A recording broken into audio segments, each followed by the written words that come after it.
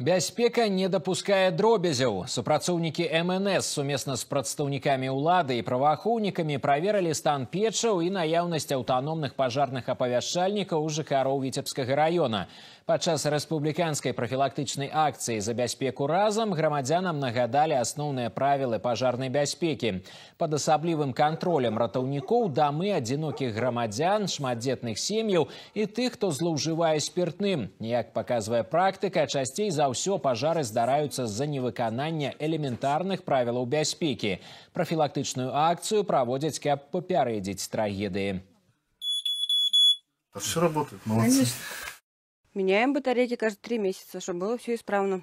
Для себя и для детей, для безопасности. У всех дома есть автономные пожарные извещатели. Они находятся в работоспособном состоянии. Граждане, скажем так, находятся в адекватном психофизическом состоянии, потому что мы посещали не только пенсионеров и многодетные семьи, а также категорию, которая относится к лицам, злоупотребляющим спиртными напитками. Они также находятся под контролем у спасателей. И мы видим, что все реагируют адекватно, прислушиваются к тем требованиям, которые предъявляют субъекты профилактики ради сохранения жизни и здоровья нашего населения.